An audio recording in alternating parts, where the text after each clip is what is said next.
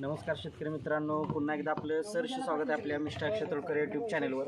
तर मित्रांनो, तुम्हाला माहीतच आहे आपल्या चॅनलवर आपले जे नर्सरी आहे कोल्हापूर जिल्ह्यातील शाळा तालुक्यात 35 एकरात शासन मान्यता सर्वात जुनी सर्वात मोठी अशी जी आपली नर्सरी आहे त्या नर्सरीच्या ज्या काही डेली अपडेट असतात ते आपल्याला या चॅनलवर मिळत असतात आणि त्यावर आपल्या प्रतिसादसुद्धा चांगला मिळत आहे, त्याबद्दल आपले मनपूर्वक आभार। आणि आज आपण आता माहिती घेणार आहे चंदनाविषयी। तर आता हे आहे ते रक्ती चंदन आहे। तर मित्रांनो, पहिली गोष्ट आहे की हे पहिल्यांदा झाड व्यवस्थित बघून घ्या, कारण गफलत अशी होत्या लोकांची की चंदन आणि रक्ती चंदनामध्ये लोकांना जास्त डिफरन्स लक्षात येत नाही। तर पहिली गोष्ट आहे, रक्ती चंदन म्हटलं तर अशी ही गोल पान येणार आहे। जसं आपण आपट्याचं पान डबल असते तसं सिंगलमध्ये हे गोल असं पान येतंय। तर हे आहे रक्ती चंदन। आणि रक्ती चंदन म्हटलं तर हे बघू शकतो आपण की 2 वर्षाची रोपं आहेत आपल्याकडे। 1 वर्षापासून 5 वर्षापर्यंत रक्ती चंदनाची रोपं असतात। आणि आता आपली जी गाडी भरायची चालू आहे साताऱ्यासाठी ती सुद्धा रक्ती चंदनाची ही जवळजवळ 200 रोपं भरायची आहेत। आणि इतर माल लिंबू वगैरे फळझाडं आहेत ती सुद्धा लोडिंग आपण करणार आहोत। तर बघू शकतो आपण ही आता आपला 2 वर्षाची झाडं आहेत। आणि त्यानंतर आता जर आपण पाठीमागं बघितलं तर ही 3 वर्षाची झाडं आहेत। अरबा सर इकडे दाखवा जरा। तर अशा पद्धतीने आपल्याकडे वयानुसार झाडं असतात। आणि रक्ती चंदन म्हटलं तर आपण बांधाला लागवड करू शकतोय 8 किंवा 10 फुटावर। तसेच आपण जनरली प्लॉटमध्ये म्हटलं तर प्लॉटमध्ये आपण ह्याची लागवड 10 बाय 8 9 बाय 9 किंवा 10 बाय 10 करू शकतोय। 10 बाय 10वर एकरी 450 रोपं बसतात। 10 बाय 8वर 600 रोपं आपण एकरी बसवू शकतोय। आणि आपल्याला जेवढी मेहनत कमी करायची असेल किंवा जेवढी झाडं लवकर आपल्याला ग्रोथ करायची असतील तेवढी आपण झाडं मोठी घेऊ शकतोय। लहान झाडं घेतली तर थोडंसं डेव्हलपला प्रॉब्लेम येतो, मरजड मोर्टॅलिटीचा विषय राहतो। तर आता रक्ती चंदन म्हटलं तर याचे उपयोग भरपूर आहेत, कारण ह्याच्या सालीचा उपयोग असेल किंवा ह्याच्या झाडाचा उपयोग असेल पूर्ण खोडाचा तर हे फर्निचरसाठी तर वापरलं जातं। जसे की रगात बावली केली जाते ती तर जखमेसाठी वगैरे लावली जाते, कॉस्मेटिकमध्ये वापरलं जातं आहे। सालीचा वापर चहासाठी केला जातो। आता ही माहिती मी दर व्हिडिओमध्ये शेतकऱ्यांना देतच असतोय। आणि अशीच वेगवेगळ्या विविध माहिती आपण आपल्या चॅनलवर घेऊ शकताय। त्यासाठी चॅनलला पहिली गोष्ट सबस्क्राईब करा, व्हिडिओ आवडला तर व्हिडिओला लाईक करा, शेअर करा।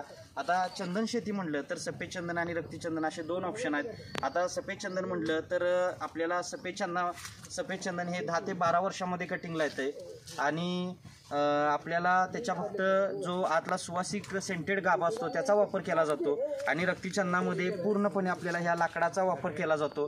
आता सध्या जरी हे आपण जरी फांदी मोडली तर याच्यातून लाल असा केसासारखा भाग येतो, म्हणजे ती त्याची फिगर असते। आता जसं झाडाची फिगर वाढत जाते, साईज 3.5-4 फूट गोलाई होत जाते, तशी त्याच्यामध्ये फिगर चांगली येत जाते।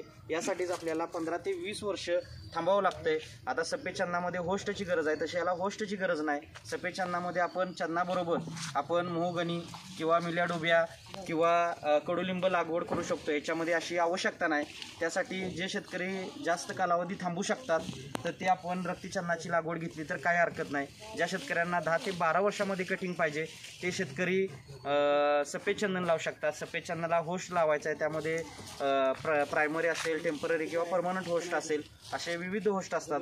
आता त्यामध्ये सफेद चंदनातले जे होस्ट आहेत ते आपण थोडंसं इकडे बघणार आहे की इथं मोहगणी आहे, बघू शकतो आपण की हे मोहगणीचे प्लांट्स आहेत। हे 1 वर्षाचे प्लांट्स आहेत। अशा आपल्याकडे 2 वर्षाचे किंवा 3 वर्षाचे सुद्धा मोहगणीचे प्लांट्स मिळतात। आणि सफेद चंदनामध्ये पण आपल्याकडे 1 वर्ष आणि 2 वर्ष अशी झाडं मिळतात।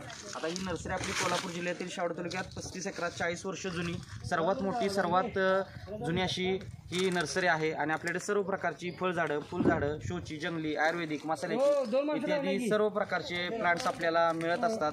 खात्रीशीर रोपांबरोबर फ्री सल्ला मार्गदर्शन देणारी ही आपली अशी नर्सरी आहे। ज्या शेतकऱ्यांना नर्सरी व्हिजिट करायची आहे ते आपल्या नर्सरीवर व्हिजिट करू शकतात। त्यासाठी अपॉइंटमेंट घेऊन या, म्हणजे भेट होते, सविस्तर माहिती मिळते। आणि ज्यांना येणं शक्य नाही ते ऑनलाईन बुकिंगसुद्धा करू शकतात। आता आपलं नोव्हेंबर-डिसेंबरपासून पुढच्या जूनचं बुकिंग चालू होतं, कारण आता ह्या वर्षी मी जे नोव्हेंबर-डिसेंबरमध्ये बुकिंग घेतलं होतं मागच्या, ते ह्या जूनमध्ये मी रक्ती चंदनाची लांजा असेल, संगमेश्वर असेल किंवा इकडं सिन्नरला पण मी 1000 झाडं दिलेली आहेत। तर अशा पद्धतीने हे काम चालत असते। सर्व प्रकारच्या झाडांचं आपल्याकडे बुकिंग चालू असते। आता आपण जी सातारला गाडी भरली आहे ती बघू शकतो आपण की कशा पद्धतीने लोडिंग केलेलं आहे। आता आमच्या इथं थप्पी मास्टर नामादादा आहेत, त्यांनी ही व्यवस्थित अशी थप्पी लावलेली आहे। बाकीची आमची टीम आता पुढची लिंबू लोडिंग करण्यासाठी जात आहे। तर बघू शकतो की झाडं सगळी आपण क्वालिटी दर्जाची भरलेली असतात। सॉर्टिंग करून रोपं भरलेले आहेत, खराब रोप बाजूला काढलेलं असतंय। आज आता ते थोडंसं आपल्याला दाखवता नाही आलं कारण आपण लाईव्ह व्हिडिओमध्ये बोलत आहोत, त्यासाठी तर पण आता लोडिंग झाल्यानंतर आपल्याला हे बघायला मिळालेलं आहे की कशी गाडीचं हे लोडिंग झालेलं आहे. आणि पुन्हा एकदा तुम्ही झाडं बघून घ्या. 2 वर्षाची झाडं कशी आहेत, 3 वर्षाची झाडं कशी आहेत. आता 1 वर्ष आणि त्याच्या पुढची जी झाडं आहेत, समजा तयार झाडं आहेत, ती वेगळ्या प्लॉटवर आहेत, तर तीसुद्धा आपल्याला वेळोवेळी पाहायला मिळणार आहेत. तर अशा पद्धतीनं कोणत्याही प्रकारचं नियोजन असू द्या, एक वेळ आपल्या नर्सरीला अवश्य भेट द्या. धन्यवाद. आपला दिवस शुभ असो.